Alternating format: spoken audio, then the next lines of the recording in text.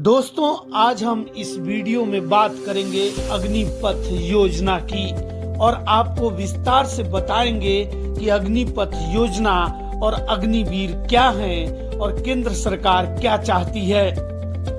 केंद्र सरकार ने सैन्य भर्ती में बड़े बदलाव का रास्ता साफ कर दिया है। सरकार ने सेना, नौसेना और वायुसेना में सैनिकों की भर्ती के लिए नई स्कीम का ऐलान किया है। इसका नाम अग्निपथ स्कीम बताया जा रहा है। इसके तहत 4 साल की अवधि के लिए सैनिकों की भर्ती की जाएगी। सेना में इस स्कीम के तहत भर्ती होने वाले इन जवानों को अग्निवीर कहा जाएगा। ये भर्ती कॉन्ट्रैक्चुअल होगी। इसका मकसद सेना को ज्यादा यंग बनाना है। इसके अलावा इसकी मदद से बढ़ते वेतन और पेंशन खर्च को कम भी किया जा सकेगा।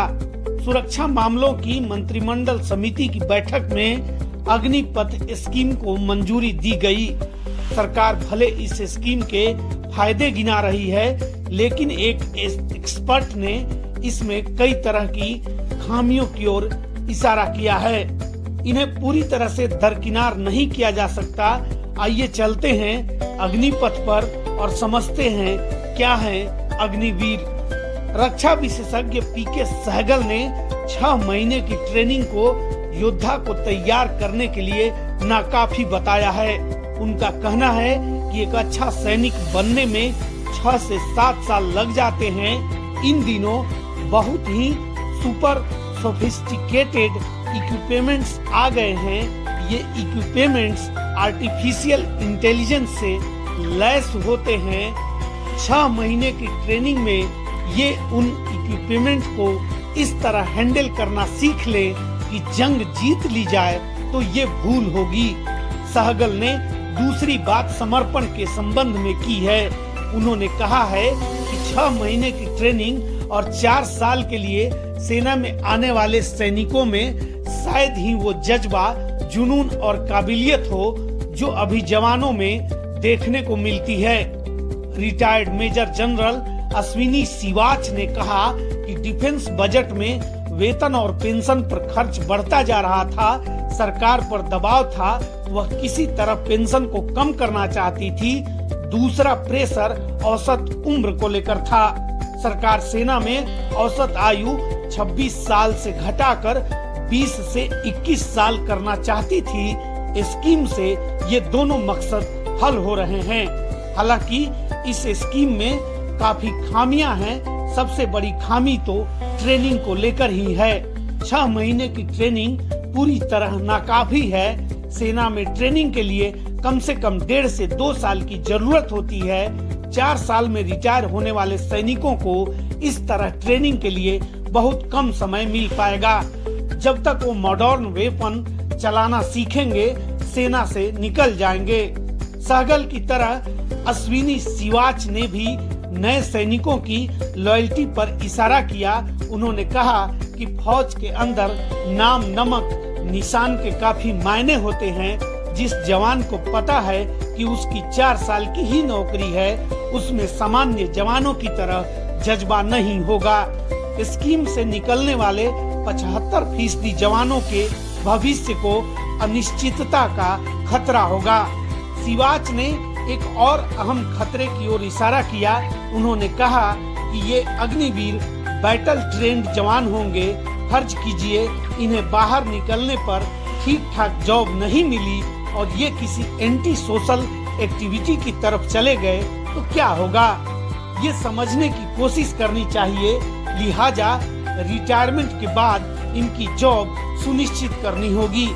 सिवाच ने ये भी कहा कि सैनिकों की भर्ती पर प्रयोग करने का कदम सही नहीं है। सरकार को एक एक्सपेरिमेंट करना ही था तो पैरामिलिट्री पर करना चाहिए था। उसके लिए सेना सही नहीं है।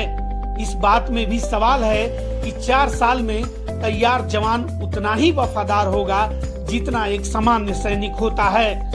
रक्षा विशेषज्ञ दिनेश नैन ने कहा कि भारत के साथ पाकिस्तान और चीन के 2 बड़े बॉर्डर हैं। इसे आर्टिफिशियल इंटेलिजेंस की मशीनों से कवर करना नामुमकिन है। इसे सिर्फ ट्रेंड जवानों से ही कवर किया जा सकता है। इसके उलट अब ट्रेंड सैनिकों की संख्या 25% ही रह जाएगी। कारण है कि 4 साल की सर्विस के बाद 75% बाहर हो जाएंगे। नैन ने कहा कि हर साल करीब 60 हजार सैनिकों का रिटायरमेंट होता है।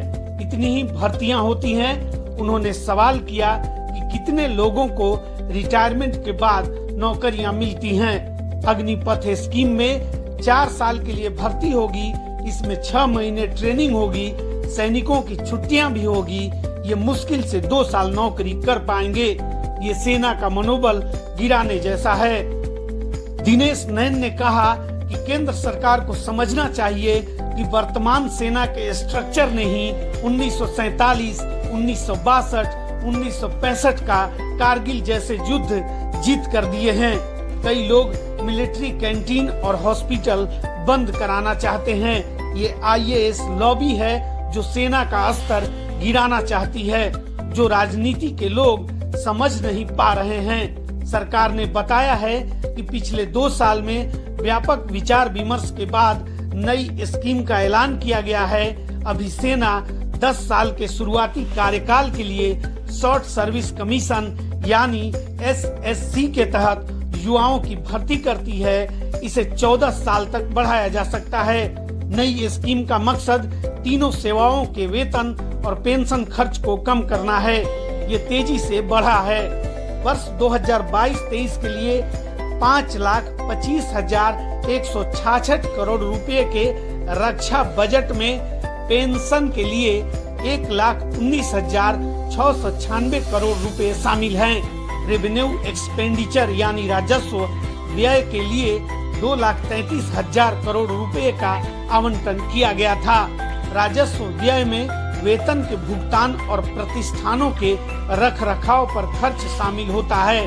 स्कीम का विरोध करने वालों का एक और तर्क है। उनका कहना है कि पढ़ाई लिखाई की उम्र में सेना में भर्ती होने वाले नौजवान 22-25 साल में फिर बेरोजगार हो जाएंगे। उन्हें ना तो पेंशन मिलेगी ना ग्रेजुएटी। दरअसल अग्निवीर बैच के 25% तक के नौजवानों को ही सेना में आगे रेगुलर भर्ती का मौका मिलेगा। सैनिकों की भर्ती शुरू में 4 साल की अवधि के लिए होगी, लेकिन उनमें से कुछ को ही बरकरार रखा जाएगा। दोस्तों, आशा है इस वीडियो के जरिए आप अग्निपथ के सारे पहलुओं को समझ पाए होंगे। दोस्तों, इसी तरह की जानकारियों के लिए चैनल को लाइक, सब्सक्राइब और शेयर जरूर करें।